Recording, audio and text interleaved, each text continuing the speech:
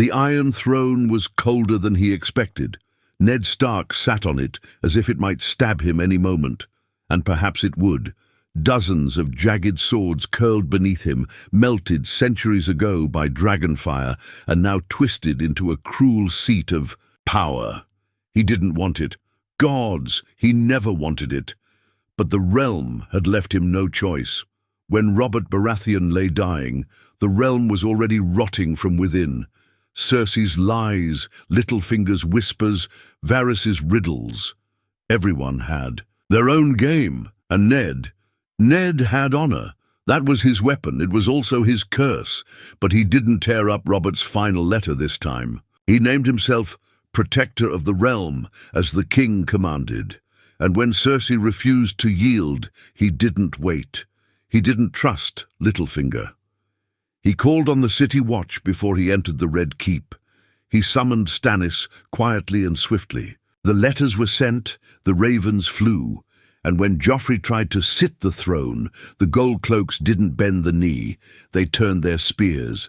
The coup was silent, deadly, and efficient. Cersei and her children were locked in the Tower of the Hand. Jaime Lannister fought his way through 3 guards, only to be bested by Sir Barristan Selmy in a duel that left half the throne room bloody. Tyrion vanished. Some say he escaped through the dungeons with Varys's help. Others whispered he was killed. Ned never found out. By the time Stannis arrived at Dragonstone, it was too late. The small council, pressured by the Lords of the North and the Vale, declared Ned Stark the new king. Stannis raged, declared Ned a usurper, then vanished with his Red Woman. That troubled Ned more than anything, because men like Stannis didn't vanish. They waited, and they struck. But winter was coming. There wasn't time to chase every ghost. The North rejoiced. For the first time in centuries, one of their own ruled the 7 kingdoms. House Stark banners flew in the capital, and lords from the Riverlands and the Vale bent the knee. Yet behind every bow was a question. Can a man of honor survive in a kingdom of vipers? Ned ruled with the same principles that governed Winterfell: justice, loyalty, simplicity. But King's Landing wasn't Winterfell. It was a nest of snakes, wearing silk. Sansa refused to speak to him for weeks. She blamed him for Joffrey's imprisonment. She had loved the boy, despite his cruelty. Arya was training with Syrio again, though her eyes burned colder these days. Robb had taken command of the North in Ned's absence, while Catelyn hadn't smiled since Bran's fall. But worst of all was Jon. The Night's Watch had sent word. Something stirred beyond the wall. Jon had written in a trembling hand about dead men walking, eyes pale as snow. Ned read the letter in the dead of night, his breath misting as if winter itself leaned over his shoulder. He sent a raven, then another. Silence followed. The lords of the South laughed off the stories, dead men walking, children's tales. But Ned had seen what winter could do. He believed Jon, he always did. Still, the court demanded his attention. Dawn threatened rebellion. The Reach whispered of Highgarden rising. The Iron Islands stirred. Everywhere he turned, someone wanted his throne. Varys visited him often, speaking in riddles, hinting at dragons, at Daenerys across the narrow sea. Ned didn't care for whispers of dragons. He cared for the wall. But even kings must play the game. He sat in council chambers with men who smiled with knives behind their backs.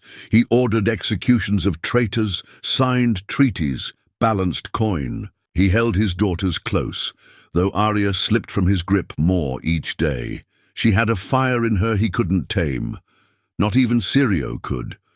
On cold nights, he dreamt of Winterfell, of simpler days, of Benjen, of snow falling on the godswood. But he woke every morning with steel beneath him and enemies around him. And when the first raven came from the wall, bearing no seal and no message, just a feather soaked in blood, Ned Stark knew the real war hadn't even begun. Ned rode through the godswood of the Red Keep just after dawn, cloaked in silence. The capital still slept beneath him, unaware of the blood that had been spilled during the night.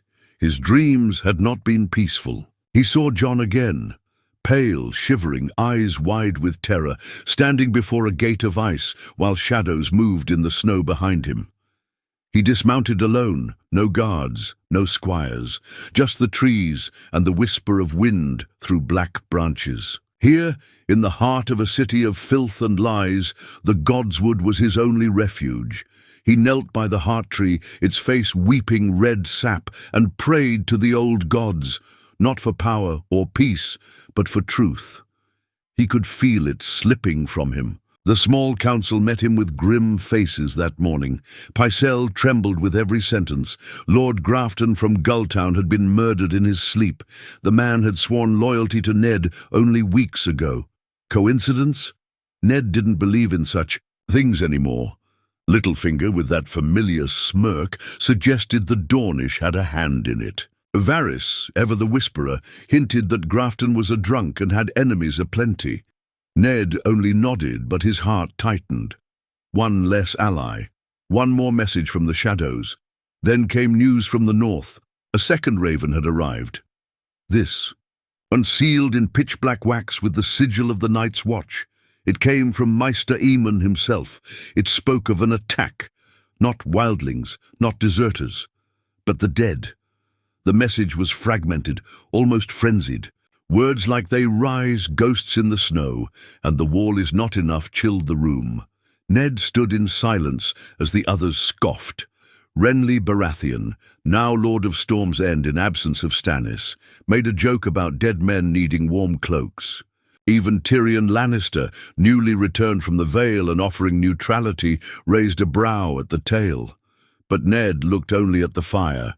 He could see Jon's eyes in it. He believed every word. He ordered preparations for the north immediately.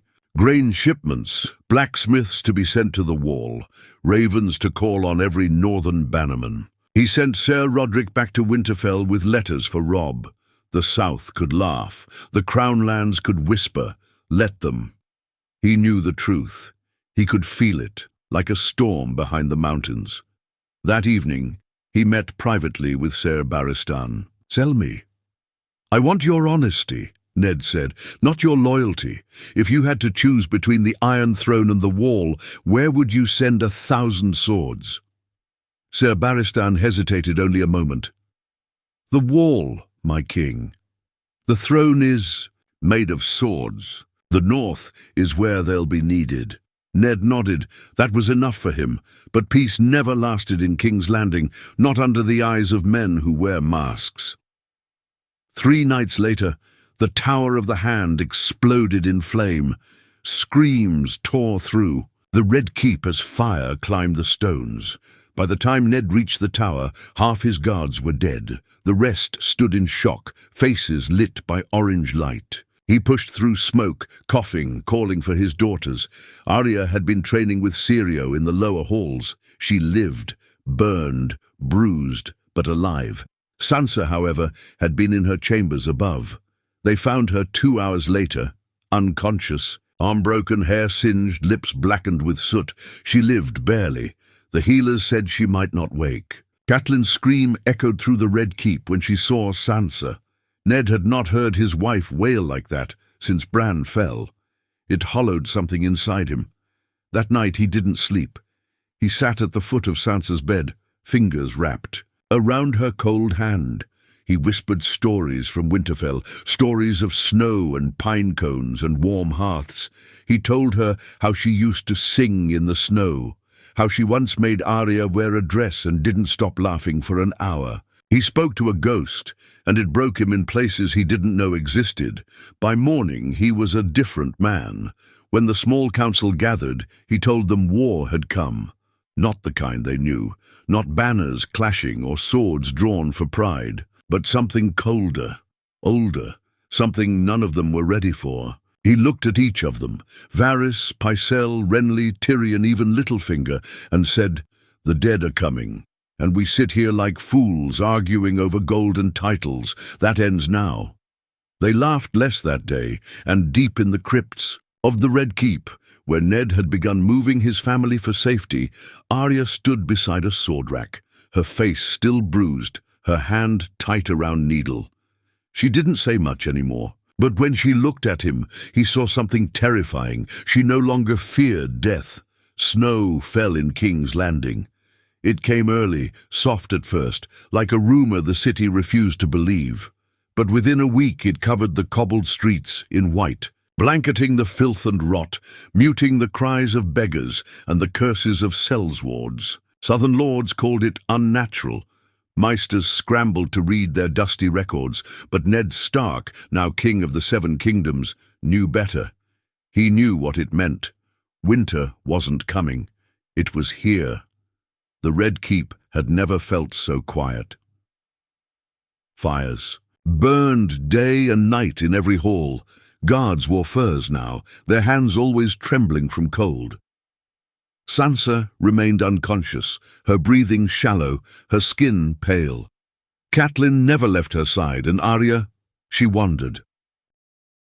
She spent more time with the old blacksmith Gendry, who taught her how to shape steel, how to swing a hammer.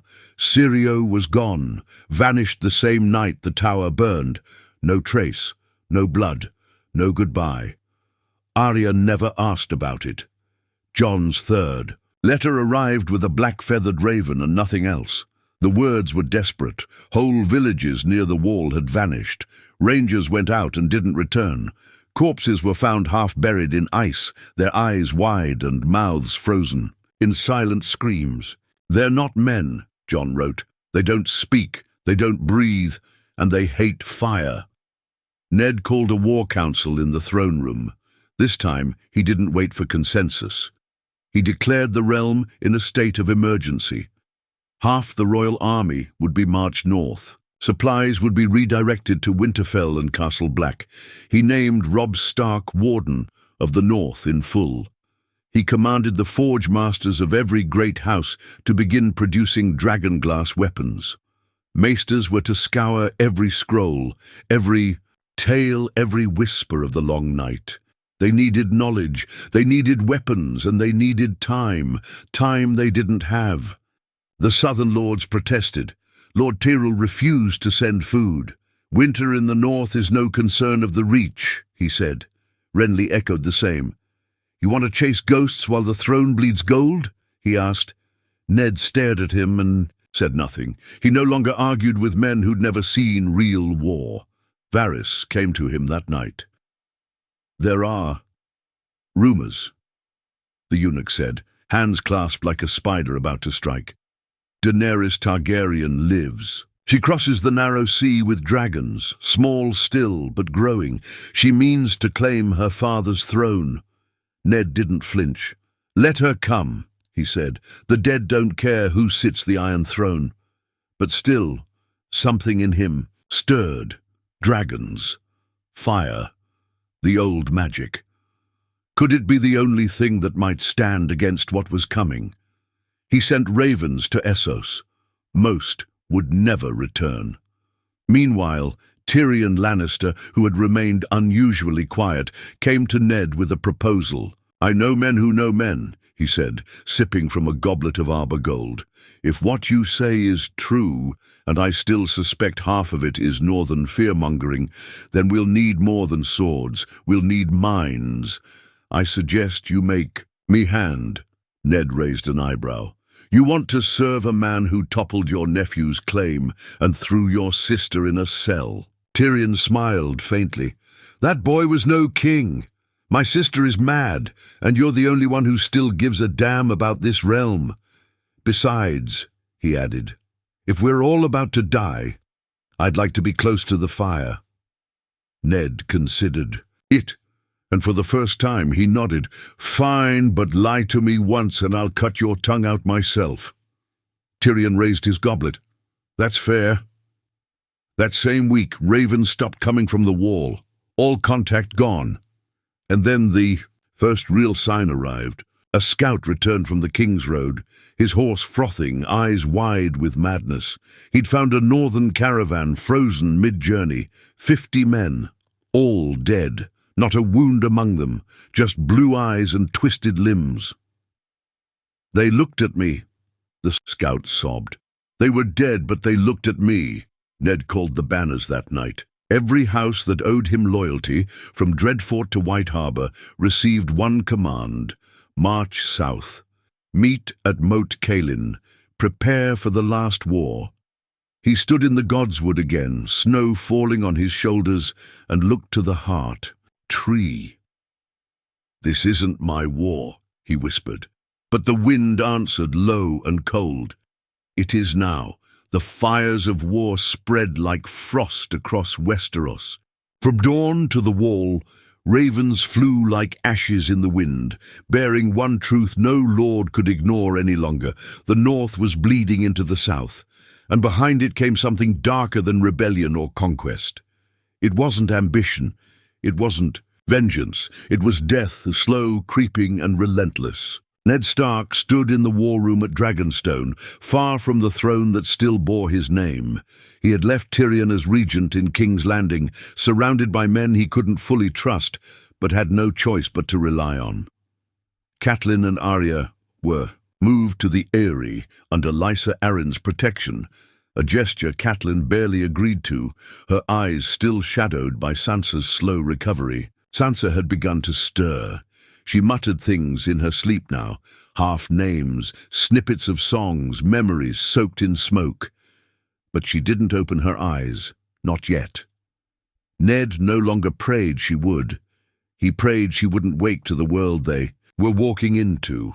Across the narrow sea, word came that Daenerys Targaryen had indeed survived. And more than that, she was no longer a child bride hiding in the deserts of Essos. Her name was whispered in the streets of Pentos and Volantis. 3 dragons circled her camp. She had taken cities, freed slaves, built an army from nothing. Some called her a savior, others called her fire-made flesh. Ned considered both options. He sent ravens, of course, offers of peace, even alliance. But none returned, not a single one. Varys feared she had already begun her march. Tyrion warned of the instability it would cause. 2 enemies at once, one walking on snow, the other riding fire. "You've chosen the worst time to be king, Stark." But Ned never responded to jests anymore. Instead, he sent Jon's last message to every lord of Westeros. It contained no titles, no flourishes, just 4 words, scratched by hand in blood-dark ink. "The wall has fallen." Most didn't believe it. Some did. Those who did sent soldiers. Those who didn't would soon regret it. Ned rode with his bannermen north through the storm, alongside men who'd once bowed to Baratheons, Targaryens, even rebels.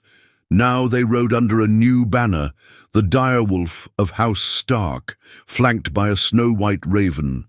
The sigil of the Long Night Alliance, as some had started calling it. Men and women from all corners of the realm began to heed the call, but it wasn't enough. At Moat Cailin, he met Robb again. No longer a boy, no longer his son in any way that felt familiar. The young wolf had grown leaner, harder. His eyes didn't flinch, his voice had command. And when he spoke of the North, it was as a king, not a son. "You made the right choice," Robb said, standing over maps marked with black ink. "Leaving the throne." Ned didn't answer right away. "I didn't leave it. I handed it to men who know how to lie better than I do." Robb smirked. "Then they'll do fine." But they both knew this war wouldn't be won by politics. The first real battle happened near the ruins of Last Hearth. A company of 600 men, mostly Northmen, some from the Vale, met something in the forest they couldn't describe. Only 5 returned. 5 broken, stammering souls who spoke of dead things that moved in the fog, eyes burning pale, blades made of ice that didn't clash, only shattered steel like glass. One man, barely alive, held in his hand a shard of what looked like obsidian. Ned stared at it for hours. Dragon glass. He needed more of it. He needed fire. Then, as if the gods answered, a raven arrived from across the sea. No seal, just a single scrap of parchment. 3 words written in Valyrian. "The Queen comes." Ned didn't sleep that night. He climbed the ramparts of Moat Cailin, now fortified as a forward post for what would become the greatest northern march in history. He looked out over the snow, the torches of thousands of soldiers lighting the frost-covered swamps, and he whispered into the wind, not to the gods, not to himself, but to the storm, "Let her bring fire." Behind him the wind shifted. Far, to the north, in the shattered remains of the wall, something stirred, something ancient, and it began to march. The wind howled like wolves in mourning. Robb stood beside his father atop the walls of Moat Cailin, the snow falling in thick sheets that swallowed sound and turned the world grey. Below, thousands of men made camp, fires flickering, steel being sharpened, voices kept low. Even the bravest of them sensed it now. This was no ordinary war. The air was wrong, the light too pale, the cold too deep. Something was moving beneath the snow, and it wasn't just fear. "They're close," Robb said quietly. Ned didn't answer. His eyes were fixed north, past the edge of the camp, past the swamp and forest, and into that endless white where death marched with silent feet. He could feel it in his bones. He didn't need ravens to tell him the dead had crossed into the north. They were already here. 3 days prior, riders had brought word. From White Harbour, Lord Wyman Manderley's ships had returned from Hardhome, or what was left of it. They found no people, no children, no bones, only the remains of fire pits and blackened wood, and strange symbols drawn in ice across the sand. One ship never came back. The other 2 barely escaped. The dead didn't just kill, they erased, and yet there was still no word from Daenerys. No ships on the horizon, no dragons in the sky. Some of Ned's council were beginning to doubt she would come at all. "We've put hope in a child queen raised in fire and madness," said Lord Royce. "What if she's no different than her father?" Ned stared at him. "Her father burned people for sport. She burns slavers." "Until we disagree with her," Royce muttered. "Then what?" The only answer was silence. But that same night, the sky changed. Just before dawn, flames tore across the clouds, golden light roaring across the heavens like a comet. Soldiers spilled from their tents, staring up in awe and dread. Ned stood among them, his sword in hand, heart pounding. It wasn't a comet, it was a dragon. It circled above them once, a great winged beast of shadow and fire, its roar splitting the air like thunder. A second followed, smaller but no less terrifying. Then a third, jet black with eyes like molten gold. Behind them came the ships, hundreds, carrying unsullied Dothraki and exiled Westerosi, and on the deck of the lead ship stood Daenerys, Targaryen, silver-haired, cloaked in black and red, eyes locked on the north. She had come. The fires burned high in Moat Cailin that night. Ned stood before Daenerys in the great hall, now converted into a war chamber. The room was tense. Northern lords glaring, the unsullied silent and cold, the Dothraki snarling at the stone walls. Jon Snow stood beside her, taller, grimmer than when Ned last saw him. The boy was gone. What stood beside the Dragon Queen was a man forged in ice.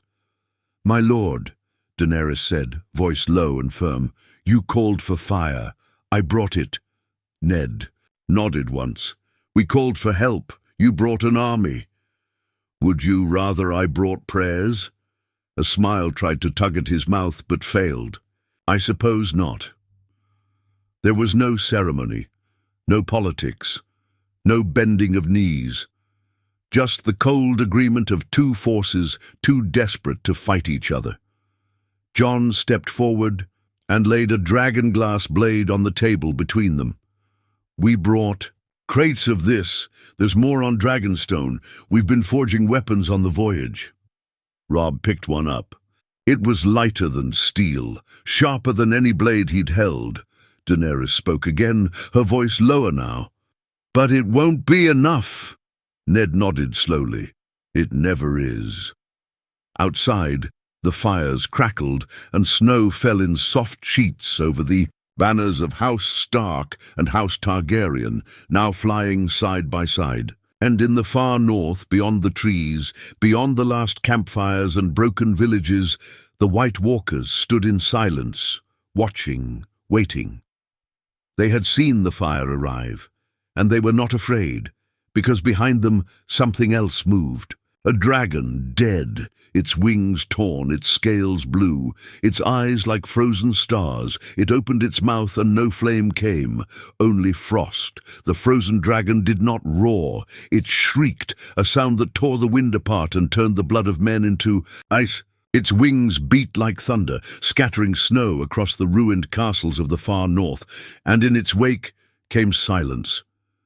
Not a silence born of peace, but one soaked in terror. Where it flew, nothing stirred. No crows, no wolves, only the crunch of frost-covered bones beneath feet that no longer bled. From atop a broken tower near the ruins of Eastwatch by the sea, the Night King raised one pale, outstretched hand toward the sky. The dead gathered behind him like a tide, endless, faceless, impatient. In Moat Cailin they did not yet know the full horror that approached, but they felt it. The air had changed again, colder, thinner, as if the world itself had begun to shiver. Ned met with Daenerys, Jon and Robb behind closed doors. Ghost lay by the hearth, his white fur tinged with frost even indoors. He didn't sleep. He never slept now, always watching the door. "We don't have weeks," Jon said flatly, leaning over a map of the north. "We barely have days. They're moving faster than they should. No camps, no rest. They don't stop." Robb pointed to the line of defense they'd formed from Winterfell to Moat Cailin. "We hold them at the neck. There's no better place to bottleneck an army. If they break through here, they take the Riverlands." Ned looked at Daenerys. "And your dragons?" She hesitated. "Drogon and Rhaegal can burn paths through their ranks, but we learned in Essos, fire does not kill all of them. Not the walkers themselves, only dragonglass and Valyrian steel." "And the third?" Robb asked carefully. She didn't answer. Jon stepped in. "Viserion is gone." "Gone," Robb repeated, eyes narrowing. "Taken," Jon said, "by them." The silence that followed was absolute. Even Ned had to sit down. His bones ached with the weight of it. "A dragon," he whispered, "turned into a white." "We saw it tear through the wall like it was parchment," Jon said. "It doesn't breathe fire, it breathes cold." Daenerys finally spoke, quieter than before. "It's not just our war now. It's theirs, and they have our blood." Robb looked from one to the other. "Then we kill it." Jon met his gaze. "You don't kill what's already dead. You end it." Plans shifted that night. The dragons would not be used for long-distance strikes. They would guard the neck itself. Rhaegal and Drogon would burn the flanks, while the main army, led by Robb, held the ground. Jon would ride north again, beyond the neck, to scout where the dead were crossing, taking a small company of elite fighters, including Arya, who had insisted quietly and without emotion that if the world was ending, she would not be left behind. Ned hadn't agreed. He hadn't even replied, but she was already packing by morning. The army began its march. Tents disappeared. Banners were rolled up. Horses, wagons, siege carts, all moved in rows that stretched for miles. Ned rode near the front, dressed not in the silks of a king, but in dark leathers and fur. Ice, the great sword of House Stark, was slung across his back again, reforged from the melted shards after it had been destroyed under Tywin's orders. It gleamed black and silver in the pale light. They passed. Winterfell on the second day. Its gates had been shut for months, its fires cold, no laughter, no smoke from the kitchens. The godswood was frozen, the heart tree cracked. Ned dismounted in silence, walked through its abandoned halls, and stood once more in the chamber where he'd taught Robb to hold a sword, where Jon had asked questions about his mother he could never answer. He whispered to the walls, "Forgive me." The march pressed on, and in the sky above, two dragons circled, fire trailing behind them like twin comets. But the third was never far. Viserion was coming. Each day, reports grew worse. The dead had taken Deepwood Motte. A village near the Barrowlands had been swallowed whole. The survivors said the wind itself screamed as it tore the doors from their homes. And then, on the 6th night of the march, Jon returned. His armor was cracked, his sword bloodless. Arya was beside him, silent. Her face was cut, her eyes red. "The wall wasn't the end," Jon said grimly. "It was the beginning." Arya looked at her father. "They're not just marching," she said softly. "They're hunting." Ned met her eyes, and something inside him finally gave way, not to fear, but to something colder. Resolve. They came with the wind. No horns, no thunder of drums, just silence, then the sound of ice cracking beneath thousands of feet. The dead didn't announce themselves. They simply appeared, like a nightmare sliding out from behind the fog, swallowing the edges of the world. Ned stood atop the outer wall of the neck, his fingers gripping the cold stone, eyes scanning the horizon. He had seen war before. He had seen men scream, bleed, break. But nothing prepared him for this. They had no faces, no expressions, just endless pale eyes glowing faintly through the mist. They moved like one body, not in rage or desperation, but in purpose. Calm, relentless, eternal. Beside him, Daenerys watched in silence, her silver hair braided back, her cloak lined in dragon-scale leather. Drogon hovered above, wings spread wide, each beat stirring the snow like a hurricane. Rhaegal circled in the distance, guarding the left flank. But still, Ned wondered if it would be enough. Robb had stationed nearly 20,000 men across. The bottleneck of the neck dug deep trenches and lined the mud with dragon glass stakes. Ballistas aimed at the sky, every man armed with either Valyrian steel or obsidian. They were ready, but readiness wasn't the same as survival. Jon rode through the front lines, Ghost stalking at his side, silent as ever. Arya was with the scouts, already beyond the first tree line, watching for movement. She was barely 17 now, but the look in her eyes was older than any soldier Ned had ever led. Syrio's disappearance had changed her. The fire in her now was colder, sharper. At dawn, the dead finally charged. It wasn't a war cry, it was a flood. They came over the ridge like a wave of pale arms and broken teeth. Some still wore the remnants of their old lives, armor rusted into their skin, banners half-eaten by decay.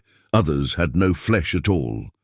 Bones wrapped in black ice, crawling across the ground like spiders. The first volley hit them hard. Fireballs from siege engines, bolts dipped in dragonglass, waves of arrows. The front lines of the dead were obliterated. And still, they came. Rhaegal and Drogon unleashed firestorms that lit up the dawn, scorching entire rows of whites. When Drogon swooped low over the trenches, the sheer heat of his wings melted ice from the trees. Men cheered. For a moment it felt like victory. But then Viserion came. He fell from the clouds like a meteor, smashing into the ridge with a scream that cracked the air. His wings no longer beat with life, they tore through it. His breath wasn't flame, it was frost, a beam of blue death that turned men to statues in seconds, screaming as ice climbed their throats. The left flank buckled. Robb charged with the heavy cavalry, his wolf-grey wind beside him, and they smashed through the whites with brutal force. But even as they cut down 100, another 100 replaced them. They didn't retreat. They didn't cry out. They just clawed forward, uncaring if their limbs were severed, if their skulls split open. The living bled. The dead did not. Ned watched from above, heart pounding, knowing they were losing. Every plan, every trench, every carefully drawn defense was being swallowed by sheer numbers. Fire slowed them, but only for moments. Blades worked only when aimed right. And most men didn't last long enough to swing twice. And then he saw her, Arya, sprinting across the battlefield, weaving between corpses and fire, her blade dancing in the air, needle and a dagger of obsidian in each hand. She fought like death itself, taking no pause, aiming only for eyes and hearts. A white walker emerged before her, its skin like ice armor, and she slid under its blade, came up behind it, and drove dragonglass into its neck. It shattered in an explosion of cold. Above, Jon had mounted Rhaegal, dueling Viserion in mid-air, fire against frost, sky torn by roars and thunder. The dragons clashed again and again, and the heavens wept ash. Jon was screaming orders, trying to steer the beast, but Viserion didn't obey the laws of nature anymore. It moved like death guided it. On the ground, Ned descended into the fray. He wasn't a king now, he was just a man with a sword, trying to hold the line. Ice met bone, black steel cleaving through the bodies of the dead, until Ned was coated in frost and blood. He fought beside his bannermen, beside men who had followed him since Robert's rebellion, and they fell one by one, but he didn't stop. He couldn't. And then the cold came. A silence deeper than before, a breath of wind that turned blood to mist. And stepping through the wreckage came the Night King, taller than the others, armored in ice that shimmered like stars, his blade drawn, his eyes locked on Ned. Everything around them seemed to slow. Drogon screamed in the distance. Jon plummeted from the sky. Arya shouted somewhere in the smoke, but Ned Stark stood alone now, sword in hand, facing death not just for himself, but for the realm. He had seen what power did. He had lost friends, children, kingdoms. He had lived a life of duty, honor, and sacrifice, and here at the end he finally understood. None of it mattered if the living didn't survive. He raised ice. The Night King raised his blade, and the world held its breath. Steel met frost with a sound like the world cracking open. Ice shattered against the Night King's blade, sparks and shards flying into the frozen wind. Ned reeled backward, his arms jolted by the impact. The sword that had once been a Stark heirloom groaned in his grip, its reforged metal straining under the weight of magic it was never meant to endure. The Night King didn't speak. He didn't grunt. He didn't bleed. He simply pressed forward. Ned dodged the next strike by inches. The blade cut a stone pillar clean through, he countered, slashing upward with everything he had. And for a moment, just a moment, the tip of ice connected with the Night King's side. It cut. Barely. A sliver, but enough to see a trickle of cold vapor hiss into the air like a dying breath. The creature stepped back, eyes narrowing. It felt that. Behind them, the battle raged. Fire roared across the field as Drogon descended once again, burning whites in long sweeps, turning the snow black and steaming. Jon had risen from the ground, bruised but alive, mounting Rhaegal and launching back into the air to continue the brutal duel with Viserion. Robb was wounded but still fighting, half his face blooded, grey wind limping beside him, jaws clamped around a corpse's throat. Arya, somewhere in the chaos, was carving a path through the walkers, faster than any. Shadow, more silent than a whisper. She was heading straight for her father. Ned faced the Night King again, breathing hard now, ice in his lungs, blood seeping into his glove from a cut across his palm. "You'll have to kill me," he said. The Night King tilted his head. Then came the third strike. It was fast. Too fast. The blade came in a blur, and Ned brought ice up to block, but it wasn't enough. The Night King's sword sheared through ice at the edge, slicing a clean corner from the Stark greatsword and sending Ned tumbling to the ground. The cold pressed in. He couldn't move. His arms felt heavy, his legs locked.